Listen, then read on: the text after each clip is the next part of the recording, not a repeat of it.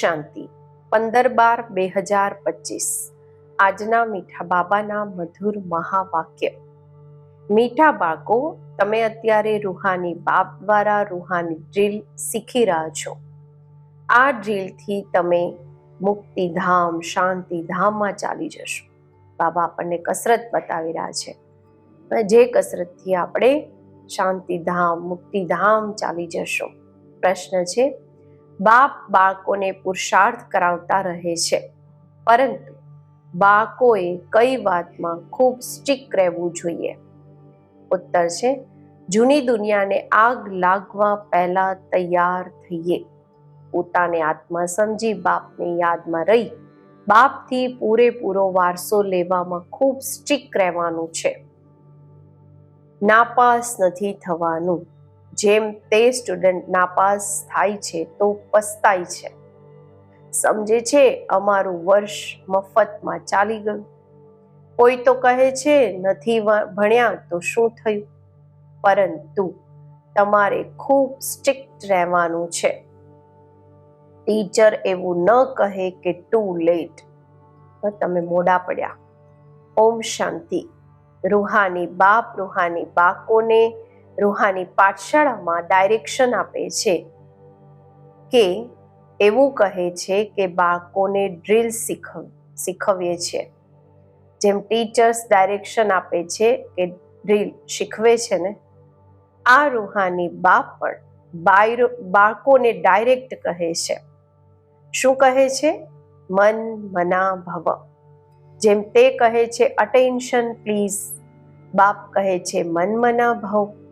આ જેમ કે દરેક પોતાના ઉપર મહેર કરે છે, કૃપા કરે છે, દયા કરે છે। બાપ કહે છે બાળકો મામ એકમ યાદ કરો, અશરીરી બની જાઓ। આ રૂહાની ડ્રીલ રૂહોને રૂહાની બાપ જ શીખવાડે છે। તે છે સુપ્રીમ ટીચર, તમે છો નાયબ ટીચર। બાબા કહે છે કે તમે પણ બધાને કહો છો પોતાને આત્મા સમજો, બાપને યાદ કરો, દેહી અભિમાની ભવ। મન મના ભવનો અર્થ પણ આ છે। ડાયરેક્શન આપે છે બાળકોના કલ્યાણના માટે, પોતે કોઈનાથી શીખ્યા નથી। બીજા તો બધા ટીચર્સ પોતે શીખીને પછી શીખવાડે છે। આ તો ક્યાંય સ્કૂલ વગેરેમાં ભણીને શીખ્યા નથી, આ માત્ર શીખવાડે જ છે। કહે છે હું તમને આત્માઓને રૂહાની ડ્રીલ શીખવાડું છું।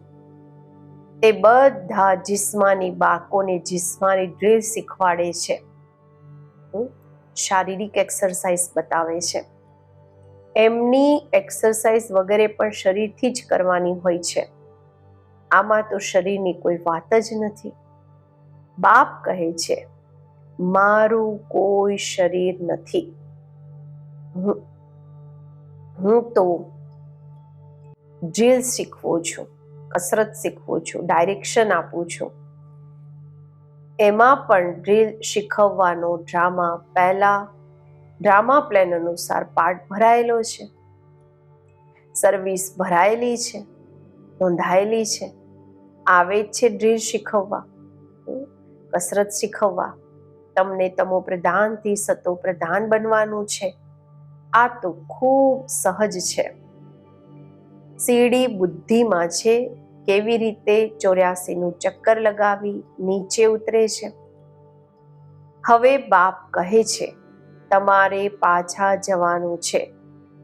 એવું બીજા કોઈ પણ પોતાના ફોલોઅર્સને કે સ્ટુડન્ટને નહીં કહેશે કે હે રૂહાની બાળકો હવે પાછા જવાનું છે, સિવાય રૂહાની બાપના કોઈ સમજાવી ન શકે। બાળકો સમજે છે અત્યારે અમારે પાછા જવાનું છે। આ દુનિયા જ હવે તમો પ્રધાન છે। અમે સતો પ્રધાન દુનિયાના માલિક હતા, પછી 84નું ચક્કર લગાવી તમો પ્રધાન દુનિયાના માલિક બન્યા છીએ। અહીંયા દુઃખ જ દુઃખ છે। બાપને કહે છે દુઃખ હરતા સુખ કરતા, અર્થાત તમો પ્રધાનથી સતો પ્રધાન બનાવવા વાળા એક જ બાપ છે. તમે બાળકોને સમજો છો? તમે બાળકો સમજો છો? અમે ખૂબ સુખ જોયું છે. કેવી રીતે રાજાઈ કરી આ યાદ નથી, પરંતુ એમ ઓબ્જેક્ટ સામે છે. તે છે જ ફૂલોનો બગીચો. અત્યારે અમે કાંટાઓથી ફૂલ બની રહ્યા છીએ. તમે એવું નહીં કહેશો કે કેવી રીતે નિશ્ચય કરીએ. જો નિશ્ચય સંશય છે તો વિનશ્યંતિ, એનો વિનાશ થશે. સ્કૂલથી પગ ઉઠાવ્યો તો પઢાઈ બંધ થઈ જશે, ભણવાનું બંધ. પદ પણ વિનશ્યંતિ થઈ જશે, પદનો વિનાશ થઈ જશે. ખૂબ નુકસાન થઈ જાય છે. પ્રજામાં પણ ઓછું પદ થઈ જશે. મૂળ વાત જ છે સતો પ્રધાન પૂજ્ય દેવી દેવતા બનવું. અત્યારે તો દેવતા નથી ને. તમે બ્રાહ્મણોને સમજ આવી છે. બ્રાહ્મણ જ આવીને બાપથી આ ડ્રીલ શીખે છે, આ એક્સરસાઇઝ શીખે છે. અંદરમાં ખુશી પણ હોય છે. આ ભણવાનું સારું લાગે છે ને? ભગવાનનું વાત છે. ભલે એમણે શ્રી કૃષ્ણનું નામ નાખી દીધું છે, પરંતુ તમે સમજો છો શ્રી કૃષ્ણએ આ ડ્રીલ આ એક્સરસાઇઝ નથી શીખવી. આ તો બાપ શીખવે છે. શ્રી કૃષ્ણની આત્મા જે અલગ નામ રૂપ ધારણ કરી તમો પ્રધાન બની છે, એમને પણ શીખવે છે. પોતે શીખતા નથી, અને બધા કોઈને કોઈથી શીખે જરૂર છે. આ છે શીખવવા વાળા રૂહાની બાપ. તમને શીખવે છે, પછી તમે બીજાને શીખવો છો. તમે 84 જન્મ લઈ પતિત બન્યા છો. હવે પછી પાવન બનવાનું છે. એના માટે રૂહાની બાપને યાદ કરો. ભક્તિ માર્ગમાં તમે ગાતા આવ્યા છો, હે પતિત પાવન. અત્યારે પણ તમે ક્યાંય પણ જઈને જુઓ, તમે રાજ ઋષિ છો ને, ક્યાંય પણ હરી ફરી શકો છો. તમને કોઈ બંધન નથી. તમે બાળકોને આ નિશ્ચય છે. બેહદના બાપ સર્વિસમાં આવ્યા છે. બાપ બાળકોને બાળકોથી ભણાવવાનું રિટર્ન કેવી રીતે લેશે? બાપ જ ટીચર હોય તો એ તો પોતાના બાળક પાસેથી કંઈ નહીં લેશે ને. ટીચરના જ બાળક હશે તો ફ્રી જ ભણાવશે ને. આ પણ ફ્રી ભણાવે છે. એવું નહીં સમજો અમે કંઈક આપીએ છીએ. આ ફીસ નથી. તમે આપતા કંઈ નથી. આ તો રિટર્નમાં ખૂબ લો છો. મનુષ્ય દાન પુણ્ય કરે છે, સમજે છે રિટર્નમાં અમને મળશે બીજા જન્મમાં. તે અલ્પકાળ ક્ષણભંગુર સુખ મળે છે. ભલે મળે છે બીજા જન્મમાં, પરંતુ તે નીચે ઉતરવા વાળા જન્મમાં મળે છે. સીડી ઉતરતા જ આવ્યા છો ને. અત્યારે જે તમે કરો છો તે છે ચડતી કળામાં જવાના માટે. કર્મનું ફળ કહે છે ને. આત્માને કર્મનું ફળ મળે છે. આ લક્ષ્મી નારાયણને પણ કર્મોનું જ ફળ મળે છે ને. બેહદના બાપથી બેહદનું ફળ મળે છે. તે મળે છે ઇનડાયરેક્ટ. ડ્રામામાં નોંધ છે. આ પણ બનેલો ડ્રામા, પુનરાવૃત્તિ થાય છે ડ્રામાની. તમે જાણો છો અમે કલ્પ પછી આવીને બેહદના બાપથી વારસો લઈશું. બાપ અમારા માટે બેસીને સ્કૂલ બનાવે છે. તે ગવર્મેન્ટના છે જિસ્માની સ્કૂલ, જેમાં શરીર જાય છે, જે અલગ અલગ પ્રકારથી અડધા કલ્પ ભણતા આવ્યા. હવે બાપ 21 જન્મોના માટે બધા દુઃખ દૂર કરવા માટે ભણાવે છે. ત્યાં તો છે રાજાઈ. એમાં નંબરવાર તો આવે જ છે. જેમ અહીંયા પણ રાજા, રાણી, વજીર, પ્રજા બધા નંબરવાર છે. આ છે જૂની દુનિયામાં, નવી દુનિયામાં. આ છે જૂની દુનિયામાં. નવી દુનિયામાં તો ખૂબ થોડા હશે. ત્યાં સુખ ખૂબ હશે. તમે વિશ્વના માલિક બનો છો. રાજાઓ મહારાજાઓ થઈને ગયા છે, તે કેટલી ખુશીઓ મનાવે છે, પરંતુ બાપ કહે છે એમને તો પછી નીચે જ પડવાનું છે. પડે તો બધા છે ને, દેવતાઓની પણ ધીરે ધીરે કળા ઉતરતી છે, પરંતુ ત્યાં રાવણ રાજ્ય જ નથી, એટલે સુખ જ સુખ છે. અહીંયા છે રાવણ રાજ્ય. તમે જેમ કે ચડો છો તેમ પડો પણ છો. આત્માઓ પણ નામ રૂપ ધારણ કરતા કરતા નીચે ઉતરતી આવે છે. ડ્રામા પ્લાન પ્રમાણે કલ્પ પહેલાની જેમ પડીને તમો પ્રધાન બની ગયા છો. નીચે પડી ગયા, તમો પ્રધાન બની ગયા. કામ ચિતા પર ચડવાથી દુઃખ શરૂ થાય છે. અત્યારે છે અતિ દુઃખ, ત્યાં પછી અતિ સુખ હશે.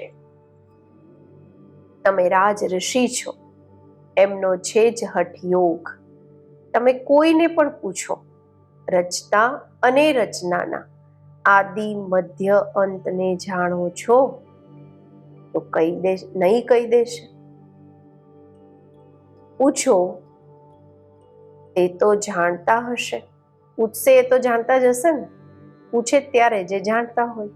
પોતે જ નહીં જાણતા હોય તો પૂછી કેવી રીતે શકશે? તમે જાણો છો ઋષિ મુનિ વગેરે કોઈ પણ ત્રિકાળદર્શી નહીં હતા. બાપ અમને ત્રિકાળદર્શી બનાવી રહ્યા છે. આ બાબા જે વિશ્વના માલિક હતા, એમને જ્ઞાન નહીં હતું. આ જન્મમાં પણ 60 વર્ષ સુધી જ્ઞાન નહીં હતું. જ્યારે બાપ આવે છે તો પણ ધીરે ધીરે આ બધું સંભળાવતા જાય છે. ભલે નિશ્ચય બુદ્ધિ થઈ જાય છે, છતાં પણ માયા અનેકોને પાડતી રહે છે, અછાડતી રહે છે. નામ નથી સંભળાવી શકતા, નહીં તો ના ઉમ્મીદ થઈ જશે, હોપલેસ થઈ જશે. સમાચાર તો આવે છે ને, સંગ ખરાબ લાગ્યો, નવી શાદી કરેલાનો સંગ થયો, ચલાઈમાન થઈ ગયા. જેણે નવા નવા લગ્ન કર્યા એના સંગમાં આવી ગયા તો બુદ્ધિ ચલાઈમાન થઈ ગઈ. કહે છે અમે લગ્ન કર્યા વગર રહી નથી શકતા. અચ્છા, મહારથી રોજ આવવાવાળા અહીંયાથી પણ ઘણીવાર થઈને ગયા છે મધુબન. એમને માયારૂપી ગ્રાહે આવીને પકડ્યા છે. માયા મગરે પકડી લીધો છે. એવા ઘણા કેસ થતા રહે છે. અત્યારે હજુ લગ્ન કર્યા નથી, માયા મોઢામાં નાખીને હપ કરી રહી છે. સ્ત્રી રૂપી માયા ખેંચતી રહે છે. ગ્રાહ એટલે કે મગરમચ્છના મોઢામાં આવીને પડ્યા છે, પછી ધીરે ધીરે હપ કરી લેશે. કોઈ ગફલત કરે છે કે જુએ છે, જોવાથી ચલાઈમાન થાય છે. સમજે છે અમે ઉપરથી એકદમ નીચે ખાડામાં પડીશ, નીચે પડી જઈશ. કહેશે બાળક ખૂબ સારો હતો, હવે બિચારો ગયો. સગાઈ થઈ, આ મર્યા. બાપ તો બાળકોને હંમેશા લખે છે જીવતા રહો, ક્યાંય માયાનો વાર જોરથી ન લાગી જાય. શાસ્ત્રોમાં પણ આ વાતો કઈ છે નહીં. અત્યારની આ વાતો પછીથી ગાવામાં આવશે તો તમે પુરુષાર્થ કરાવો છો. એવું ન હોય ક્યાંક માયારૂપી ગ્રાહ હપ કરી લે, માયા મગર હપ કરી લે. અલગ અલગ પ્રકારથી માયા પકડે છે. મૂળ છે કામ મહાશત્રુ, એનાથી ખૂબ સંભાળ કરવાની છે. પતિત દુનિયાથી પાવન દુનિયા કેવી રીતે બની રહી છે તમે જોઈ રહ્યા છો. મૂંઝાવાની વાત જ નથી. માત્ર પોતાને આત્મા સમજી બાપને યાદ કરવાથી બધા દુઃખ દૂર થઈ જાય છે. બાપ જ પતિત પાવન છે. આ છે યોગ બળ. ભારતનો પ્રાચીન રાજયોગ ખૂબ મશહૂર છે, પ્રખ્યાત છે.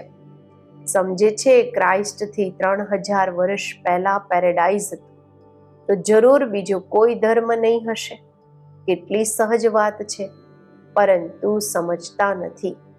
અત્યારે તમે સમજો છો તે રાજ્ય ફરીથી સ્થાપન કરવાના માટે બાપ આવ્યા છે. 5000 વર્ષ પહેલા પણ શિવ બાબા આવ્યા હતા. જરૂર આ જ્ઞાન આપ્યું હશે, જેમ અત્યારે આપી રહ્યા છે. બાપ પોતે કહે છે, હું કલ્પ કલ્પ સંગમ પર સાધારણ તનમાં આવી રાજયોગ શીખવાડું છું. તમે રાજઋષિ છો. પહેલા નહીં હતા. બાબા આવ્યા છે ત્યારથી બાબાને પાસે રહ્યા છો. ભણો પણ છો, સર્વિસ પણ કરો છો. સ્થૂળ સર્વિસ અને સૂક્ષ્મ સર્વિસ. ભક્તિ માર્ગમાં પણ સર્વિસ કરે છે, પછી ઘરબાર પણ સંભાળે છે. બાપ કહે છે, હવે ભક્તિ પૂરી થઈ, જ્ઞાન શરૂ થાય છે. હું આવું છું જ્ઞાનથી સદગતિ આપવા. તમારી બુદ્ધિમાં છે, અમને બાબા પાવન બનાવી રહ્યા છે. બાપ કહે છે, ડ્રામા અનુસાર તમને રસ્તો બતાવવા આવ્યો છું. ટીચર ભણાવે છે, લક્ષ્ય ને ઉદ્દેશ્ય સામે છે. આ છે ઊંચાથી ઊંચું ભણવાનું. જેમ કલ્પ પહેલા પણ સમજાવ્યું હતું, તે સમજાવી રહ્યા છે. ડ્રામાની ટીક ટીક ચાલતી રહે છે. સેકન્ડ બાય સેકન્ડ જે વીત્યું તે પછી 5000 વર્ષ પછી રિપીટ થશે. દિવસો વીતતા જાય છે. આ વિચાર બીજા કોઈની બુદ્ધિમાં નથી. સતયુગ, ત્રેતા, દ્વાપર, કળિયુગ વીતી ગયું, તે રિપીટ થશે. વીત્યું પણ તે જે કલ્પ પહેલા વીત્યું હતું. બાકી થોડા દિવસ છે, તે લાખો વર્ષ કહી દે છે. એની તુલનામાં તમે કહેશો કે બાકી અમુક કલાકો છે. આ પણ ડ્રામામાં નોંધ છે. જ્યારે આગ લાગી જશે ત્યારે જાગશે. પછી તો ટુ લેટ થઈ જશે, મોડું થઈ જશે. તો બાપ પુરુષાર્થ કરાવતા રહે છે. તૈયાર થઈને બેસો. ટીચરને એવું ન કહેવું પડે કે ટુ લેટ, તમે હવે મોડા થયા. નાપાસ થવાવાળા ખૂબ પસ્તાશે. સમજે છે અમારું વર્ષ મફતમાં ચાલી જશે. કોઈ તો કહે છે ને, ભણ્યા તો શું થયું? કહે છે કે ન ભણ્યા તો શું થયું? તમને બાળકોને સ્ટીક રહેવું જોઈએ. અમે તો બાપથી પૂરો વારસો લઈશું. પોતાને આત્મા સમજી બાપને યાદ કરવાના છે. આમાં કોઈ તકલીફ થાય છે તો બાબાથી પૂછી શકો છો. આ મુખ્ય વાત છે. બાપે આજથી 5000 વર્ષ પહેલા પણ કહ્યું હતું, મામેકમ યાદ કરો. પતિત પાવન હું છું, બધાનો બાપ હું છું. શ્રી કૃષ્ણને બધાના બાપ. શ્રી કૃષ્ણ તો બધાના બાપ નથી. તમે શિવના, શ્રી કૃષ્ણના પૂજારીઓને આ જ્ઞાન સંભળાવી શકો છો. આત્મા પૂજ્ય નહીં બની હશે તો તમે કેટલું પણ માથું મારો, સમજશે જ નહીં. અત્યારે નાસ્તિક બને છે, કદાચ આગળ ચાલીને આસ્તિક બની જાય. સમજો, લગ્ન કર્યા, પડ્યા છે, પછી આવીને જ્ઞાન ઉઠાવે, પરંતુ વારસો ખૂબ ઓછો થઈ જશે. કારણ કે બુદ્ધિમાં બીજાની યાદ આવીને બેસી ગઈ. તે કાઢવામાં ખૂબ મુશ્કેલ થાય છે. પહેલા સ્ત્રીની યાદ, પછી બાળકોની યાદ આવશે.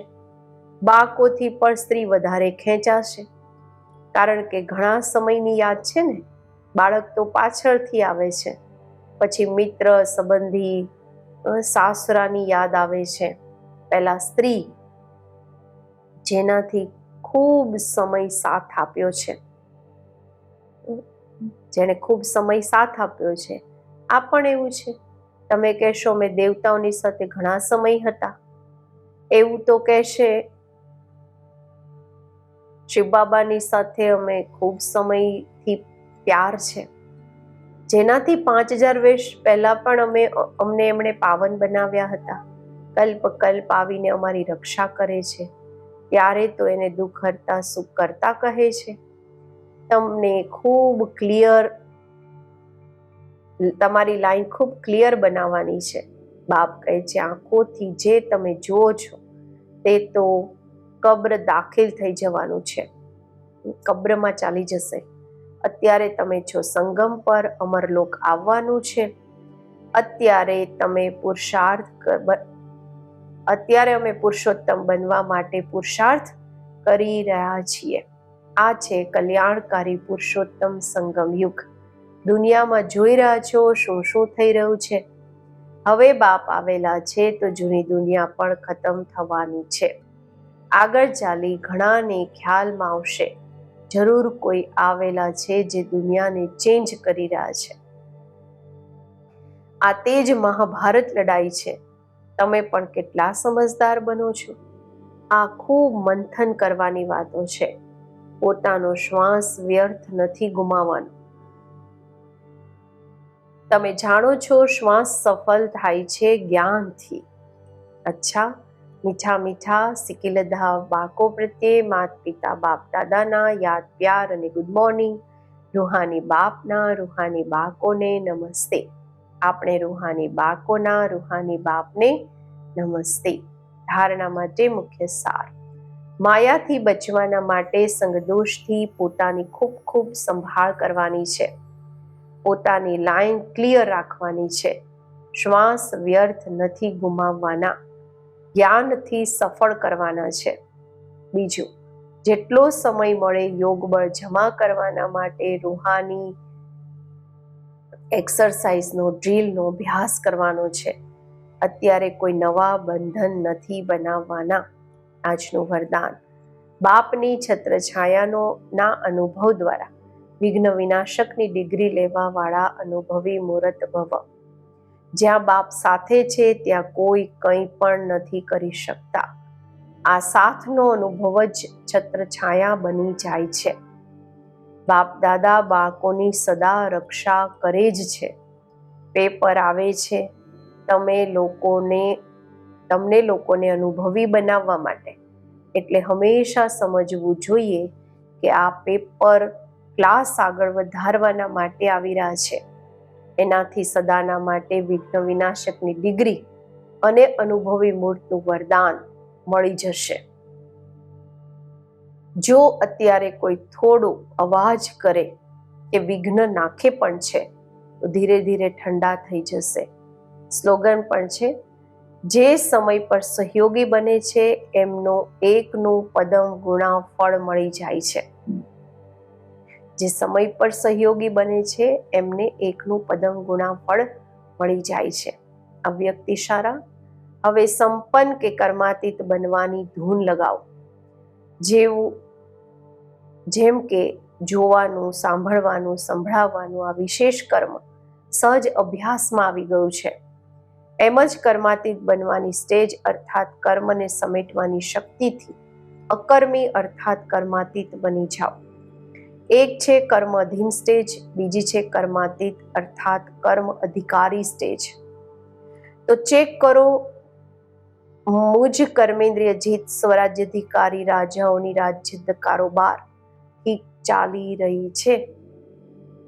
ઓમ શાંતિ.